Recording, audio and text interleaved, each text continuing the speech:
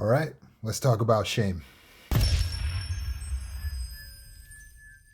So I just got through doing the group session with the Complex Trauma International Discussion Group about shame, and I asked everyone to do this exercise, and you should do the same thing. So you want to take a pen, paper, write down the qualities that you would love to see in a person who wanted to be your friend. What are the qualities that make up a good friend?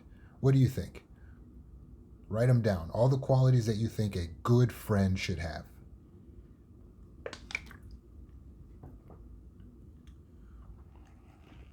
You can pause this, write down your list. Now, once you've got your list made, I want you to just set it aside for a moment.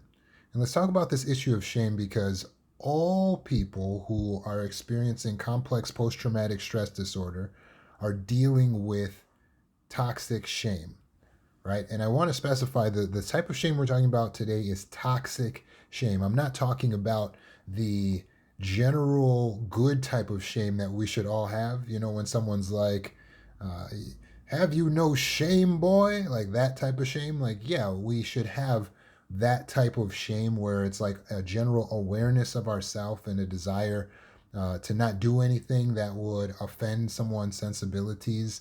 That type of shame can be useful. For instance, if you have that type of shame, then you wouldn't pick your nose in public or do something vile or disgusting like put your hand down your pants in public or something like that. So shame allows you to be able to conduct yourself in a way that's going to be more palatable to the masses. So it's good to have some type of shame.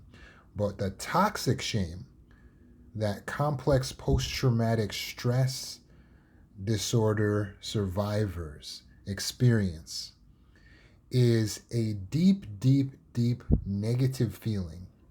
This is deeper than guilt. Toxic shame could be defined as a very painful feeling of being unworthy of love and connection, of being unworthy of belonging. That is toxic shame. That's the shame that we're talking about today. That type of shame, it really has no place in a healthy person's life. And that can seem strange to think about because you may not have realized that shame in itself could be toxic or that it was toxic in your case. But in reality, this is not something that is helping you in your life. Some people work so hard to get rid of the shame that they're feeling inside that they'll numb it using drugs. Other people will try to find some inherent trait that they have and hang on that trait for dear life to try to be above the shame. Like if they're pretty, then they'll try to be the prettiest girl, or if you're athletic, you might try to be the most athletic guy. And it's all in a desperate quest to escape the deep, dark shame, the emptiness you have inside of feeling like you are unworthy of belonging, like you're unworthy of being loved. You can have a deep sense of shame, and it could manifest itself in your desire to put on a show on the outside. You could even live a lie or be very false about the shows and the pretenses that you put on. You could be the type of person who does lie to cover up your shame. You could be the type of person who's secretive. You could be the type of person who puts up walls so people can seemingly think they're getting close to you, but they never really get close because you're willing to have a good time with them. You're willing to relax and talk shallow or superficial, but the connection is never allowed to go deeper because you feel ashamed deep down inside.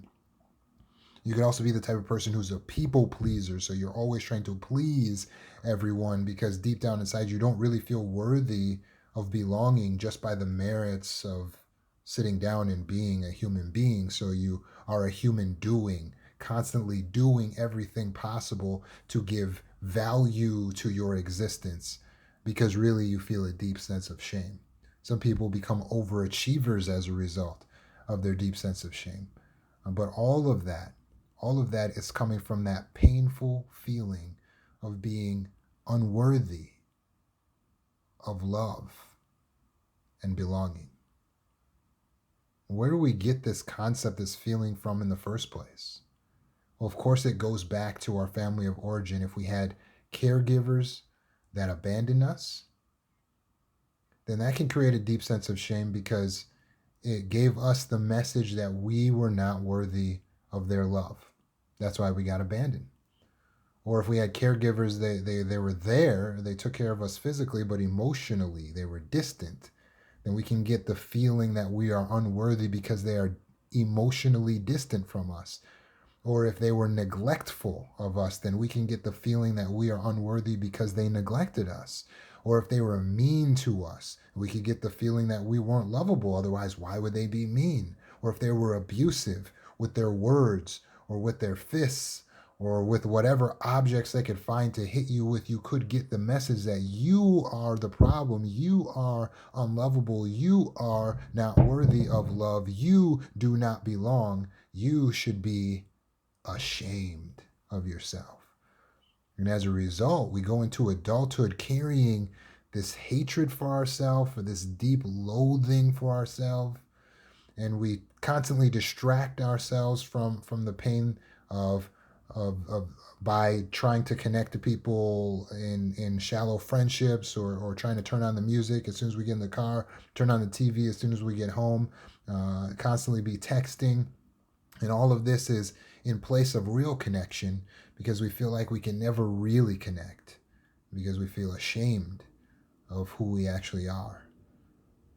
Or worse, you may not feel like you even know who you actually are as a result of the trauma from your past, as a result of the abuse from your narcissistic caregivers.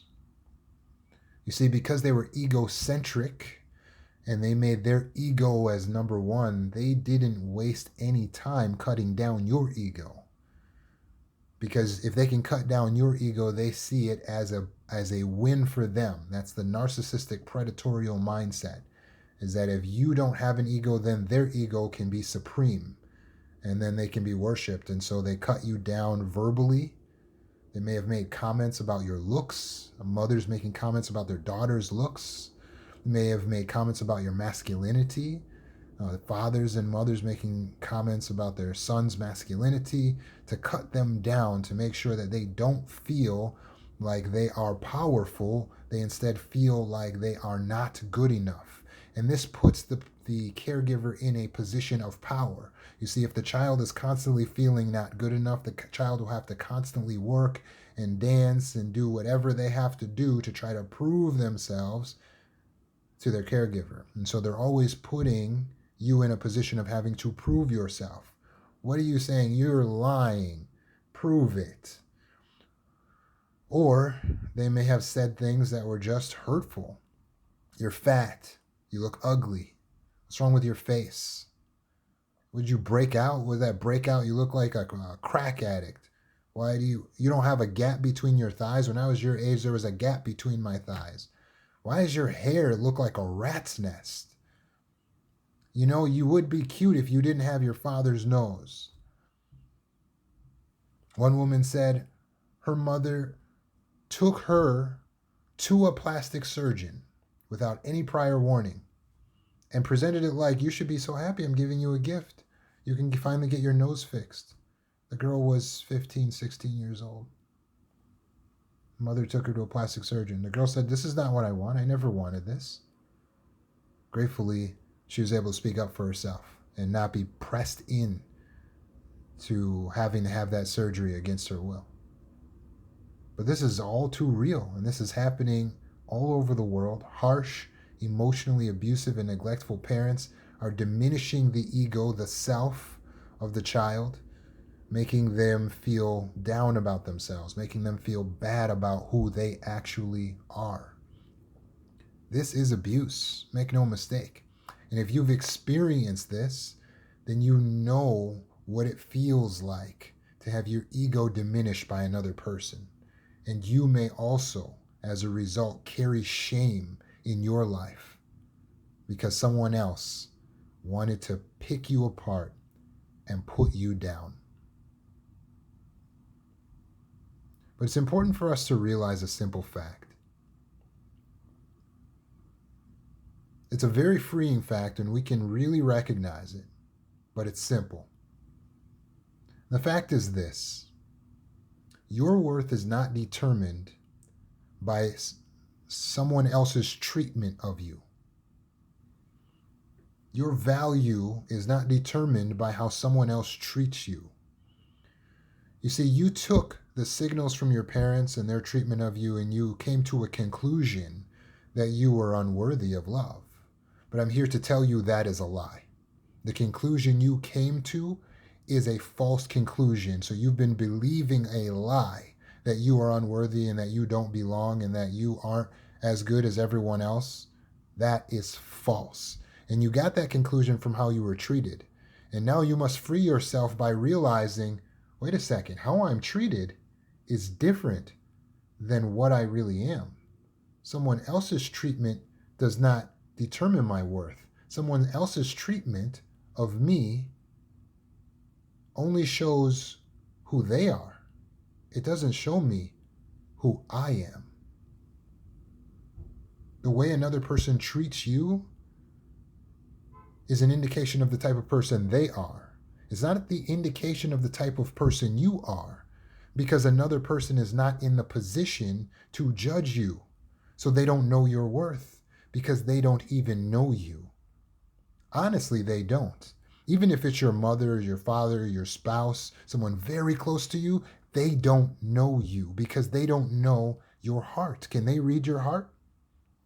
No. So they don't know you. Can they read your mind? Can they hear your thoughts? No. So they don't really know you. And if they don't really know you, then they can't really judge you. Only those that can read your heart, hear your thoughts, understand your intentions, understand your motives, at all times can actually be a judge of you. Then they can judge if you are a good person, if you're of good character, if you're worthwhile or not. The only person, the only human being who can judge your heart, your motives, your intentions, who can hear your thoughts is you. You're the only one. So you're the only one who can judge you.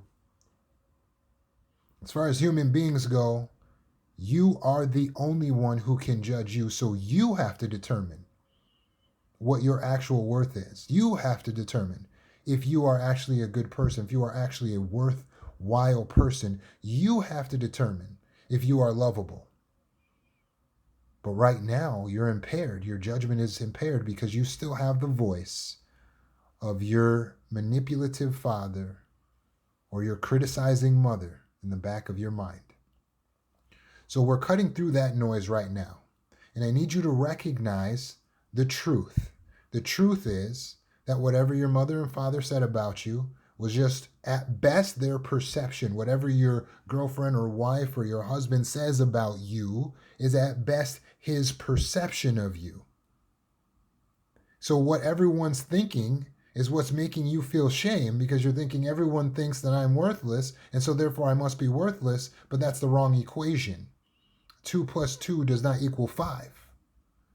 What everyone thinks equals what everyone's perception is. What everyone thinks does not equal who you are. Your identity, your worth are not determined by their opinion. So who are you? Well, you are your values. You are what you want to be. You are what you aspire to be. Your worth, your value is tied up in your potential. Every single child that is born is deserving of love. Am I right or wrong? Every child that's born, when a child is born, is deserving of love. So if your parents didn't love you, what does that show? They have the problem. All this time you were thinking you had the problem. If your parents failed to love you when you were a child, you are not the one with the problem.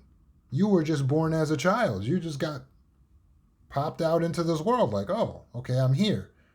Well, am I valuable? Do I have any worth? It's the parent's job. It's their responsibility to pour into you and to give you worth and value and love and acceptance and confidence, as well as feed and clothe you.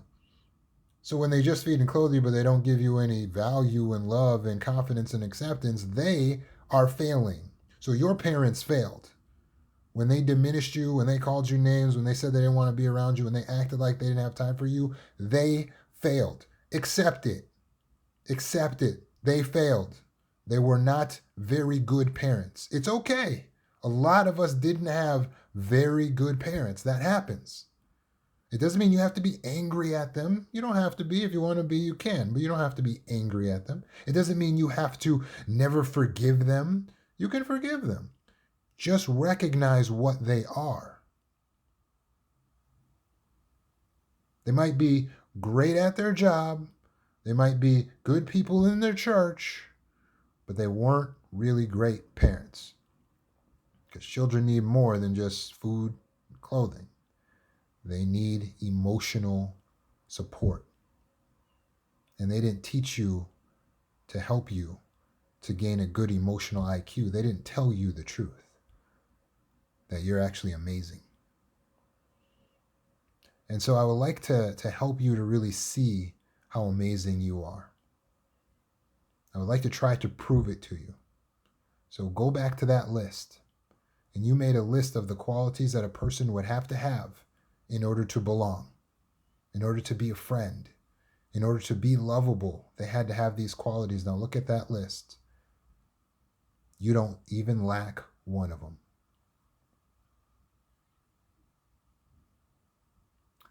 The list that they came up with in the group was loyal, honest, empathetic, caring, trustworthy, understanding, compassionate, kind, genuine, friendly. You do not lack these qualities.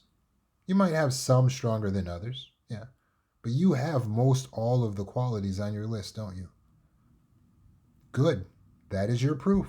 I just proved to you that you are lovable. You are enough. You are good enough to love, good enough to belong. You don't have to prove yourself to anyone. You don't have to worry about what other people are thinking. It's inalienable. Your worth, your value, it came with you as a child. So you were born with potential. Your potential was unlimited. To this day, you still have virtually an unlimited potential. So your value is the same. You were born with your value. And are you lovable? Well, you actually happen to have already cultivated all the qualities needed to be a lovable person. So stop worrying anymore about what your mom or dad thinks or what somebody else's opinion of you is. Know the truth. You are lovable and tell it to yourself. Not because it makes you feel good, because it's true and you need to understand the truth. This is the truth. You are loyal, empathetic, honest, caring, trustworthy, understanding. You're a good friend. You're a good person.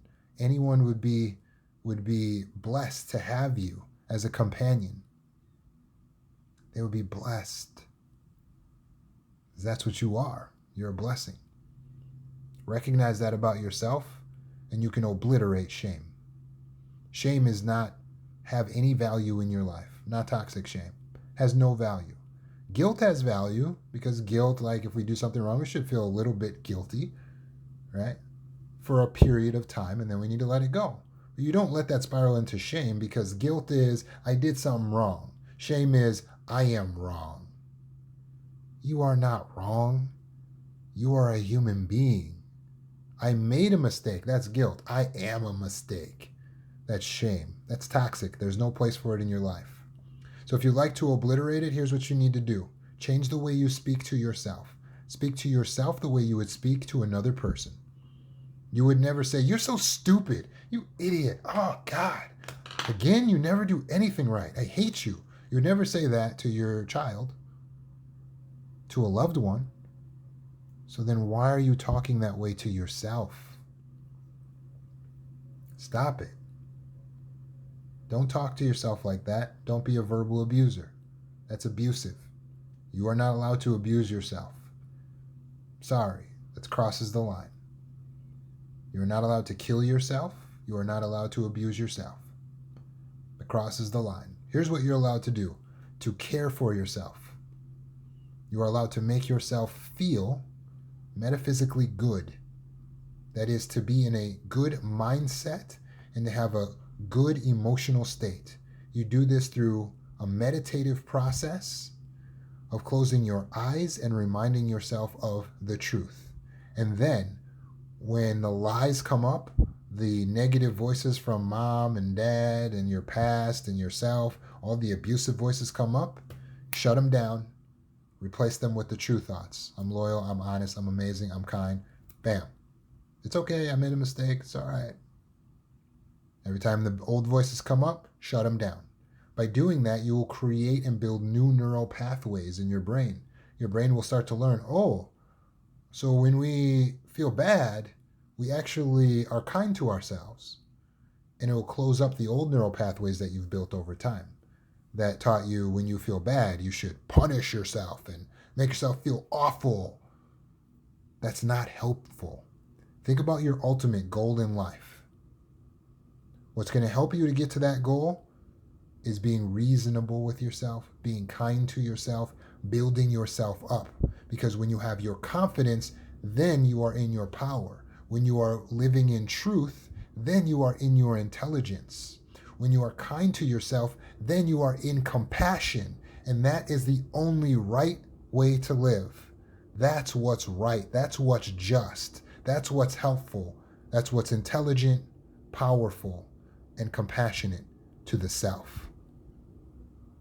So learn to speak to yourself the way you talk to other people.